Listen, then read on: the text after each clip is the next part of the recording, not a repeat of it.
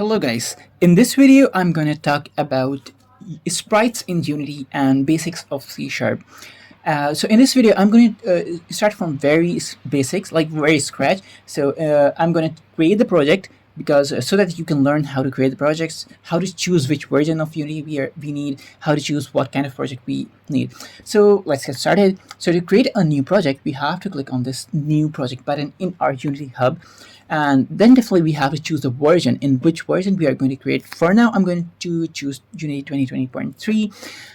You can definitely choose the later versions because I have to teach you certain things. That's why I'm choosing Unity 2020.3 version. And definitely then we have to choose what kind of project, like whether it's going to be a 2D project, 3D project, mobile, like we have to create for a mobile game, or whether it's going to be a FPS 3D runner or whatever. Like there are a lot of options you can explore. There are a lot: FPS micro game, kinematics, and karting games, third person, first person, ARB, whatever you want to choose. So because we are going to learn about the sprites that are used in Unity 2D project, so I'm going to create a Unity 2D project. And definitely we can then rename our project here. Suppose I'm going to name this project Sprites. Definitely you can choose the name of your choice. And then we can choose where we want to save our project. Like you can definitely relocate in your system wherever you want to save the project. And then to create the project, we have to click on the create project button. So let's wait and watch until our project has been created.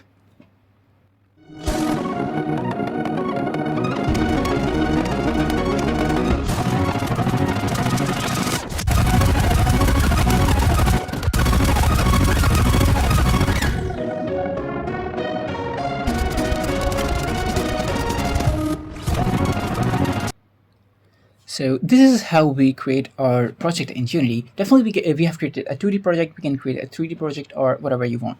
So once we are done with creating project, so let me get started with the sprites. So sprites are nothing. Basically, they are 2D graphics that are building blocks of a 2D game. So most of the things that are visible on a 2D game are called sprites. Like instead of like UI components like buttons and panels and all, like most of the components that are visible in 2D games are sprite. So these are 2D graphics that are building blocks of a 2D game. So let me show you first something. So suppose this is our okay. So I have downloaded some of the sprite sheets and sprites. You can definitely go and download these sprite sheets from Google itself, or maybe from Asset Store or somewhere else. So I'm going to import them directly into my Unity project. So definitely by dragging and dropping these sprites, we can like make a copy or replica of these sprites. So to make things more clear, let me create a folder. We should always follow clean code practices. So let me create a folder sprites. And let me drag all of these sprites into the folder. Okay, so they got unselected. Okay, so let me show you first one thing. So suppose you download any PNG image. Okay, like if we can there are two ways to import the sprites. One is that you created some image, some character at your own in Paint or something, or you might have downloaded it from Google or somewhere, and they are in the format of some JPEG or PNG format. So this is kind of a simple PNG image. But this image we cannot directly use in the format of a sprite. So to use it in our game as a sprite, we need to change its texture type from default to 2D sprite. Okay, from sprite 2D and UI. Now this becomes, and hit the apply button. Don't forget that. Now this becomes, it converts, like it changes from a simple PNG image to our sprite. Now if I want to drag it, I can use it in our scene, and definitely we can see that it is visible, like we can see this character in our scene. But if I go back and like suddenly delete this character for now, and if I go back, and by default it's a default image. So if I hit apply button, so this is no longer a sprite, and we cannot use it directly in our scene. Like we cannot drag it to our scene, or we cannot drag it to our hierarchy. So in order to use, we first need to change it to sprite 2D and UI. So this is the first way of importing a sprite. Like definitely you can download it from somewhere like Google or somewhere, or you might have created in some software like Photoshop or something, and you are importing it here, and then you have to change its texture type from default to sprite 2D and UI. The other way is using our asset store. So definitely we can go to our asset store or window, like our package manager. We can go to package manager from Windows tab as well, but for now in project I don't know, I want from our assets whatever is Sprite, because there are a lot of packages that I've downloaded from Unity Asset Store. I'll teach you how to download the packages from Asset Store as well in later videos. Definitely there are a lot of options. We can directly download packages from Unity Asset Store, that we can download it from GitHub or something if someone has uploaded there. So this is a free 2D mega pack. I'm going to import this project. So if like in this project, definitely if there is new updates or something, we can re-download this package, but for now there is no updates in this package, so I'm going to import it directly. And to import this project, we can like import the entire package at once in our project, or else we can choose a custom, like whatever we want to remove from this. Like for now I'm not going to use this sounds from this package, so I can definitely remove all the sounds, or maybe some sounds from this package, whatever we want. So I'm going to remove this. So definitely you can remove whatever to decrease the size of our project, because the more objects that are not used, it's unnecessary to keep them. That will definitely increase the size of our project, and that we don't need. So enough for now, teaching purpose. I'm going to only remove the sounds. Definitely you can choose what you want to import and what you want to remove, and then we can click on import button. So meanwhile it's importing, like once it is all imported, then we can use these sprites in a project. And I'll teach you, like this is the second way we used to import the packages or the sprites in our Unity project. The first one I've told you already, and this is the second way.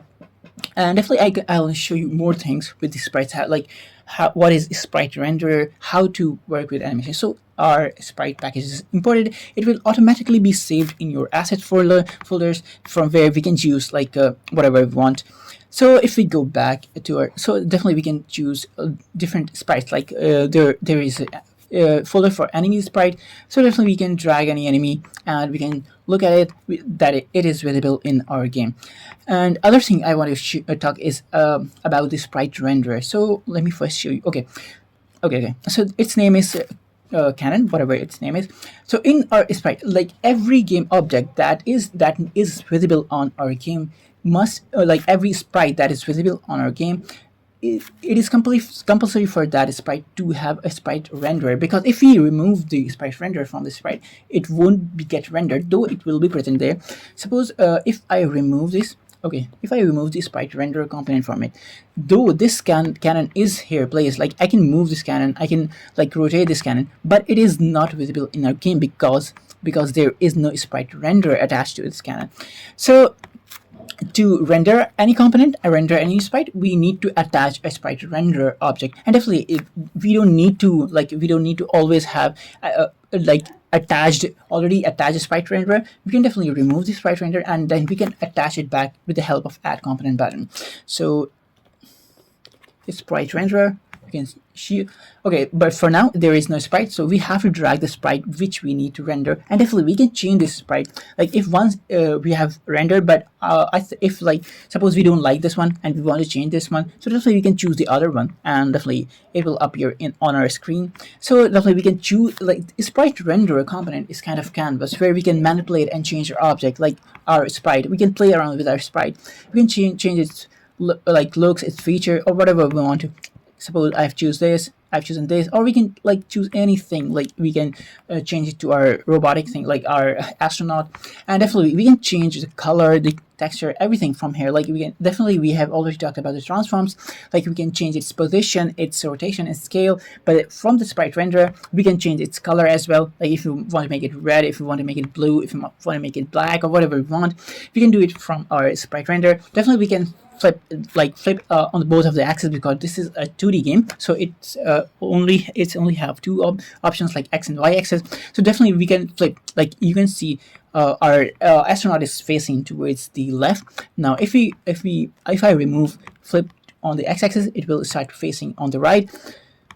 And definitely we can flip it on according to y-axis as well, like it will turn upside down and all. So these are the things that we can achieve from our sprite render component. And one of the most important the other important thing is this additional setting.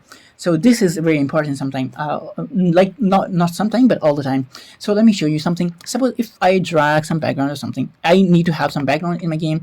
So suppose if I drag some background, so what happened now is that we can only look at our view our background where our cannon is gone missing. So how but this cannon is present. Like we can see we can move this cannon, and if I remove our background for now, so we can see that our cannon is present there, but we can't see it when we are placing our background. So the problem with that is of sorting layers. So these sorting layers by default, every component will be having a default sorting layer because we haven't attached any sorting layers yet. But to solve this problem, like if we want our background to be at the back always and our cannon to be on the top always, so what we can do is that we can sorting layer work in order. Like the lower the number of order is, will be displayed first. You know what I mean? Like if I make the order of any object, any background or anything to 0, that means suppose I make this to -1. So now what is going to happen is that whenever we are going to render, whenever our game is going to render, first it will start from the lowest number. Like it will render the object with the lowest order number. So it will always render cannon first, then our background, because cannon is having order of sorting layer as -1, and background is having order of sorting layer as 0. So -1 is smaller, so definitely it will be rendered first. So the lesser the order is, the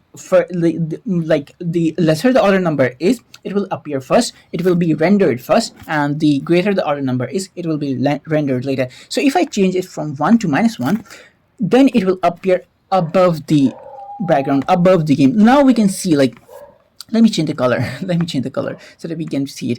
Now we can see our astronaut is visible because now the order of our astronaut is greater than the order of our background. So this is how we sort things, like how we sort layer by layer, our objects layer by layer. And definitely this is a default layer, but we can add more layers. Like if we want each of our background object to be at the background layer, each of our midground object, if there are stairs or maybe some physics objects, some edges, some background or some base, so we can add layers. So whatever is going to be in background would be in a background layer. And after that, whatever the components we need to put in our middle layer should be in the middle layer. And whatever objects our player, our food objects, or our some shooting star, or whatever stuff we need to add is going to be in our foreground layer. So these are layers, and these layers also work in the top-down fashion. Like the object which has the layer at the topmost layer attached to it will be rendered first, and so on. Like the object with the foreground layer attached to it or the last layer attached to it will be rendered at the last and will be rendered on the top of all of the objects. So if I go back and set our layer of our background to background and set our layer of a cannon to foreground, now you can see our cannon is going to missing because it's in the default layer. But if I make it appear on the foreground layer, it's again start visible. So these are some of the objects or some of the things we need to talk about the sprite render. Definitely we are going to explore more if needed. So now let's move to our next thing. Now let me remove this cannon. So because I have to show you something else. So now let me show how to create animations. And I have chosen two different sort of sprite sheets. These are sprite sheets. Definitely you can download it from Unity Asset Store, from someone else GitHub, or you can create your own in a Photoshop. That part is I'm not covering in this video, but definitely I'll be covering how to create the sprites and sprite sheets using Photoshop in the later videos.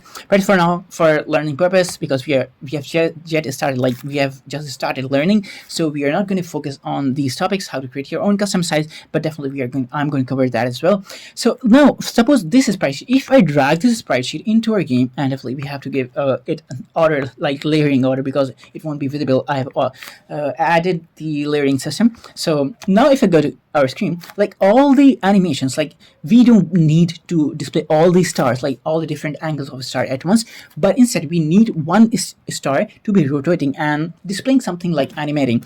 So how do we do that is, now let me lay this. First we have to select, like this is our sprite sheet. So to change it, first it need to be have a sprite 2D and UI. Then we have to change its mode from sprite mode single to sprite mode multiple, and we can definitely choose polygon if we have to like change, like cut the things, like slice the things in the different shapes, then definitely we have to choose polygon. But because my stars cover like basic square shape, so I'm going to choose multiple. So and then we can edit the sprite using this sprite editor button, and we have to first apply. Look, okay, because I've changed the sprite mode, then we have to click the apply button. After that we can edit our sprite, and this sprite editor window will appear. Now there are certain ways, like we can automatically like slice these our sprites by creating these circles, like double tapping our left mouse button and creating these custom sort of slicing areas. But definitely we can do it in the other way as well. So let me remove this. Okay, this is slice button. So instead of automatic, we are going to like slice our sprites in by cell count. Okay, by cell count. So because we are having like 5x2 cell counts, like 5 sprites in the 5 columns and 2 rows. So I'm gonna do the same. I'm gonna choose 5 columns and 2 rows. But because our sprites are not of same size, so this like slice something like this. But definitely we can like fix this issue. If I want to fix this issue, I can definitely move our sprites from like our slicing area according to our need, like according to custom need. Definitely again I have to choose one by one each and every area. But suppose if these are if these sprites are drawn for a certain sizes, all of the same size, then definitely we can use this technique. But if not, because all time you won't be able to create like whatever size you want, so definitely you need to know how to do your custom slicing. So you can choose one by one, and definitely you can slice your sprite like this, and it's not necessary that you meet all the corners. You can definitely make it a little sloppy that as well, because it's not having any background, so it won't be rendering the background. And one more important thing I'll show you later. Let me first slice it. Okay, so by default when you slice, like when I'm slicing like this, it will give my slice each and every object. Like if I hit on this first animation, it will create our name by our original name, followed by the number. So from 0 index, they start from 0 index, then it's going to be first, it's going to be second, it's going to be third, fourth, and so on. So these are like named by default by our sprite editor in our Unity game. So let me do it a little quick.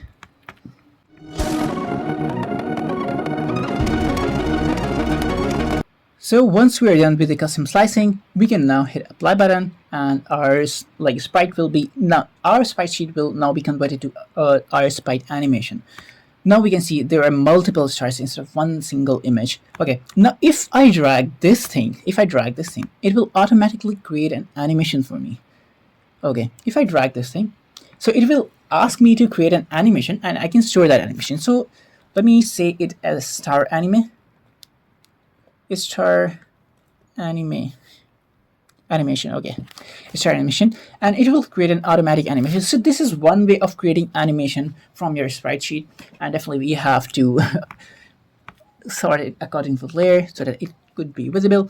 Now if I go and play my game, we can, instead of see multiple stars at the same time, we can see the animating star, that is rotating star. And you can see this animation I haven't created, but whenever I draw this drag this sprite sheet to my game scene, it's automatically asked to create an animation, and it created animation for me. Now this is here a little cute star, rotating star that we can see.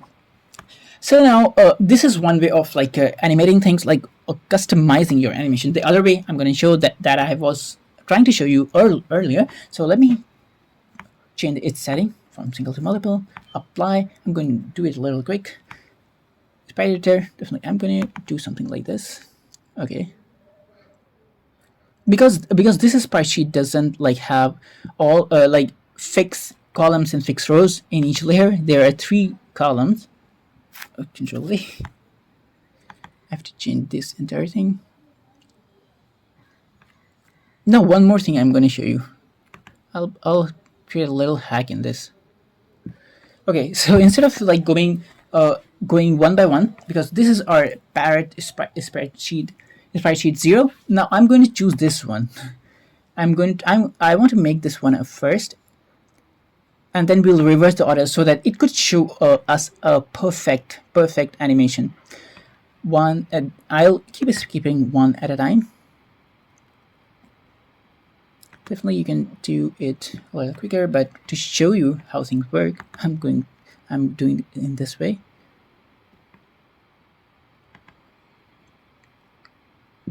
Okay, once we are done, this is 0, 1, 2, 1 skip, 1 skip, 1 skip, and now we can go back from the last sprite. Make it a little lesser, so that it could display a nice animation, like perfect animation. Otherwise, it's gonna be some kind of difficult animation. It would seem like it's lagging. It's not animating. That's why I did this. So the order in which I have sliced these objects, the Unity sprite editor will automatically give that order. Let me reduce this. Okay, now I think I've done. Apply, and I have to close the window. Okay, now our sprite sheet become multiple parrots, and if I drag it here, definitely I have to add. Okay, it is asking me to add new animation. So parrot animation. Okay, so we have created our animation, and definitely we have to change the layer, foreground, and we can make it at the top by making it 2. Our bonus star is going to be at the first layer. Okay, so this is like all about how to import what are sprites, how to import sprites, and how to animate a sprite. What is a sprite render? Now let me show you one last thing in this video. That is our C# script. So okay, now if I play the game, let me show if our parrot is animating properly. Yeah, it's a cute parrot, like flying slowly. But yeah, definitely we can change our speed. How do we change our speed? Let me show you that as well. If we want to change the speed, we have to go here, and if we choose this parrot, it will show the animation. Now this very like, how do I get this window? You can definitely, if you don't have this window, you can go to window and there should be the option of animation, and you can click this, or Control 6. Control 6 is the shortcut. You can click that window. It will appear somewhere here, and you can drag and place it next to your console window. Now there are, like for us, there are 6 frames for 6 parrots. If I open this, you can see there are 6 frames for 6 parrot. Definitely we can reduce the number of frames to increase the speed, but I'm not going to talk about that for now, because you can definitely explore this thing at your own. Okay, now let me show you a little bit about the C# script. So let me get started. Okay, so how to attach the C# script? So definitely there are certain ways. Like we can create a, let me create a new folder to be a little cleaner, to stay a little cleaner. This what is going to, we are going to name this C scripts. So all our scripts going here.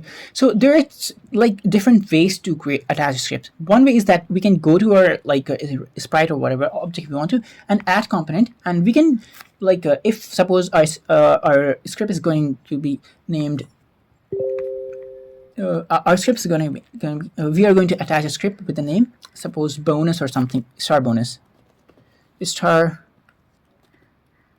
bonus. So there is no script, so we can attach a new script, create a new script, and hit on the create button. So it will create a new script for us and attach to that object for whatever we have created it. Like I have attached this script to bonus star object, and definitely there is other way as well. What the hell? It's not dragged properly. Okay, so the other way to create scripts is we can definitely create a new script, like create new C# script, and we can name it like parrot controller or something. Okay, so and then once we have created the script, then we can attach to our game object. It's loading. It's taking time. Okay, now we have to choose our object, and we can like drag this script to attach component button, and it will automatically add the script. So this is how we create. These are two ways. In the later version, like I have observed that in the Unity 2021 or maybe 2022, they have removed this feature of dragging the script to the add component button. So you have to always attach the script by clicking this button and typing the name and creating a new script. So now let's talk about a little bit about our script, C# script. So when you create a script, it will give you this kind of border template, like these things. So what are these things? So these are packages. These are like pre-built Unity packages. What is provided by the Unity? Okay, let me get this. What is provided by this? These are kind of how we import like packages in our Java, in our JavaScript, in our Python, and all languages. So these are some pre-built functions in C# that we can directly use instead of creating them again and again. So Unity system collection, we'll talk about later when to use what function. But for now, because okay, you can see my editor has made these two blur because we don't need them right now. So we are going to talk about which package is useful at what time. And Unity engine.ui, whatever packages, when we are going to use what packages, we are going to talk about it later. But for now, these are packages that we are going to use. We need them. We are going to use, these are pre-built packages that we are going to use in our script to reduce our code. Okay, and then this is a class. This is a main class. Where all our code will be written. So one thing you might have noticed that this class is public by default, public class and class name. This is how we create a class. But there, one thing is you notice is that why is this mono behavior written after the class? So this is basically kind of class. This is basically kind of functionality that allow you to make your script attachable to your objects, to your game object. Like we have attached this script to our parrot spreadsheet. So this mono behavior thing is derived from the base class behavior, and this makes our script attachable. Like there are definitely certain other kind of classes, like we can create a scriptable object or normal C# classes, but that won't be using these like these pre-built functions in Unity. Like if I remove this thing, it won't be able to call these functions by default. We need to then call these void start and void update functions. So but this mono behavior class allow us to directly like by default call these functions. There are definitely certain other functions I'll show you. And what is a start function? So a start function is the function that is called automatically when, like first when our script is initialized. There is a other function called awake, void awake. We can see void awake, void awake. First of all, whenever we create whenever our script is initialized, this function is automatically called. You don't need to call awake function, you don't need to call a start function. These functions are automatically updated. There are like certain more functions that are automatically called. We'll discuss about them later maybe. So this function is called when our script is initialized, and this function is called whenever our like game is started, before there is any update in the rendering or anything. This function, this is start function, like all the things like we need to import, we need to assign something. We generally use to assign things in awake function, and the importing thing, and like if we are referring to the other classes and we have to create the objects, all those kind of stuff we do in the start function. And update function in Unity is kind of function that is that executes in continuous loop. Like whenever our game is running, this function will be called in each frame. Like this is kind of update function. It will help us update our rendering. Like whenever there is object moving or whatever is going on, this function is being called each and every time, like each and every frame. And there are certain different type of update function. This is a normal update function. There is a fixed update function, and there is also a late update function. So the update function is called once per frame. The fixed update function is called like it is called limited time. Like it is used for physics kind of thing. Like if I have to, in general, it is called 60 time, like is at the rate of 60 fps, like 60 frames per second. It is called, but the update function is called for each frame. And late update function, it is called when all our update functions like fix update functions are called. It is called at the last of all these functions.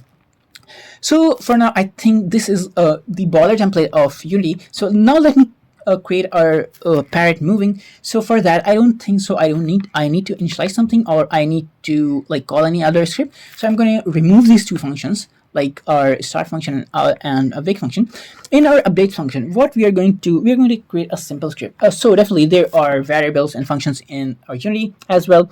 So let me create certain variables, like public variables. Okay, there is one more thing I'll teach you later, that we can like why do we make variables public and private, what are their effect, but we are going to talk them about. Okay, let me tell you. If I create a public function, okay, a public variable or whatever you say, max. Okay, so what I'm trying to achieve is that I'm trying to control my parrot. So for now, you can see my parrot and star both are like animating at their own positions.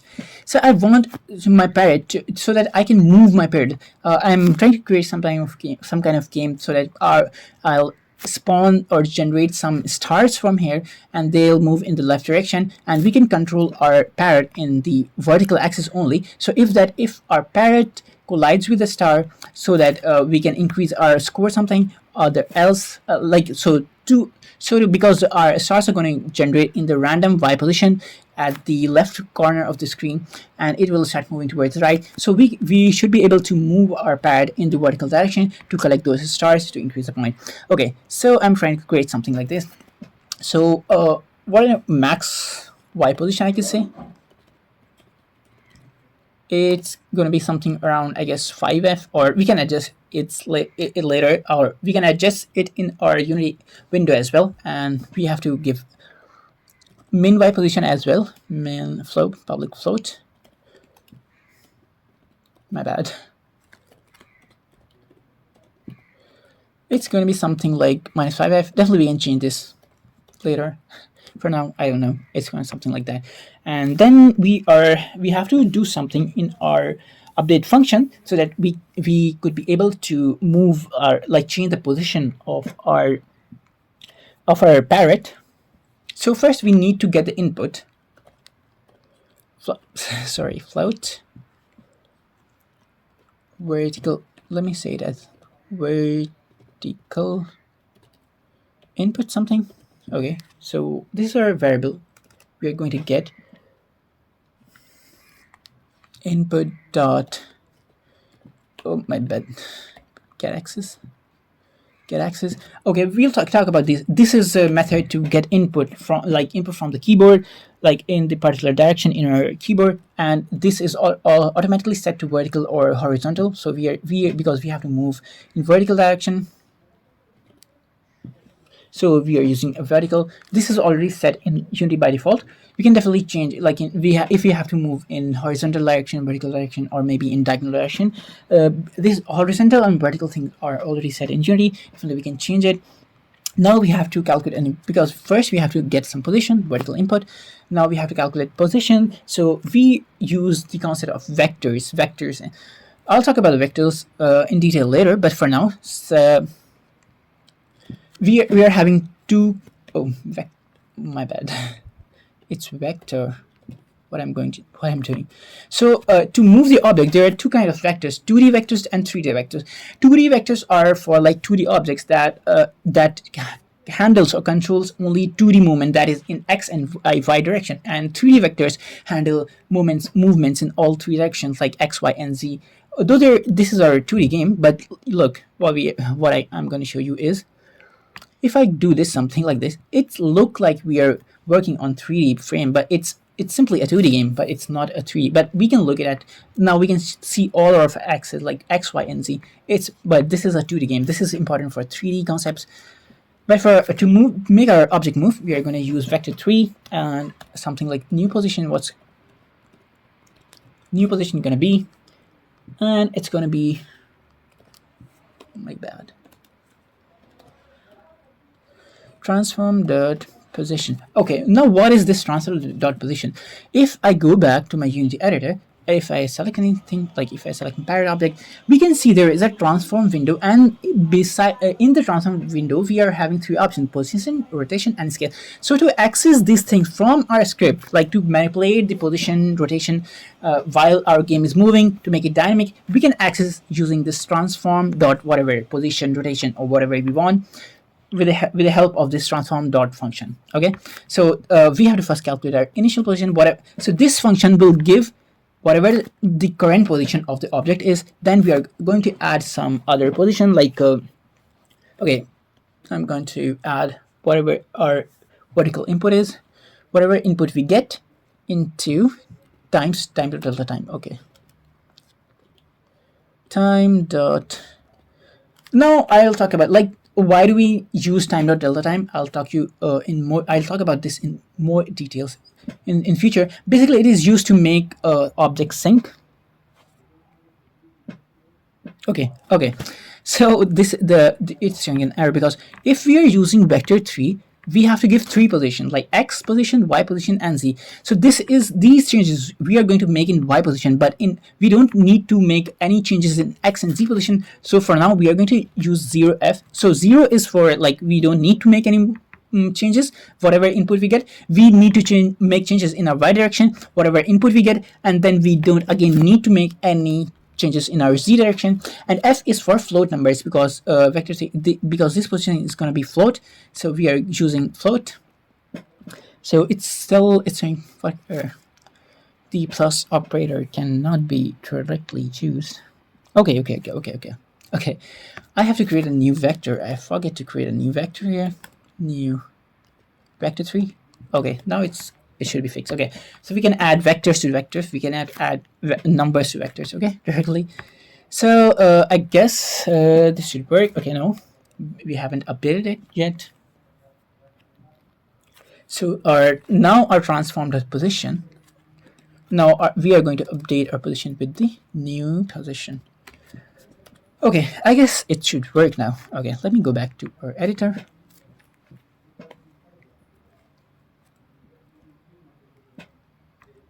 Let me allow it to get loaded.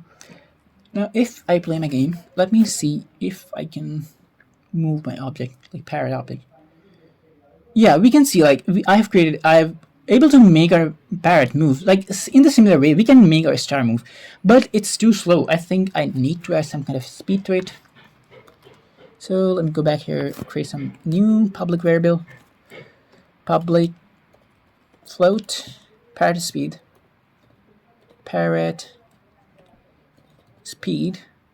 Let me do it 5f for now as well, and we have to multiply this parrot speed. Now let me see if I have made some improvement, like if I'm able to improve my speed.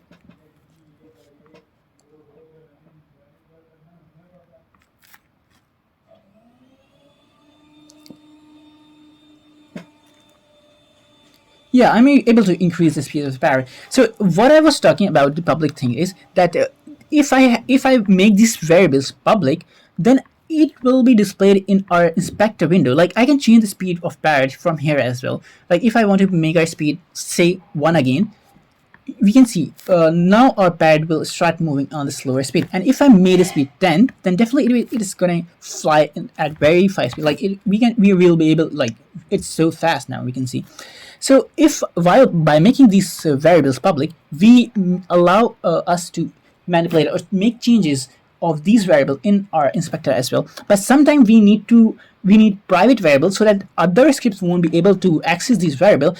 So we make it private and serialized. Serialized is a thing that displays our private variable in our inspector window.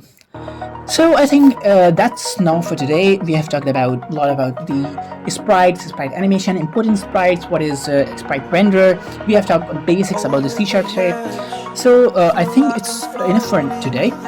Hope you find it important, if you find it helpful, and stay tuned for other videos.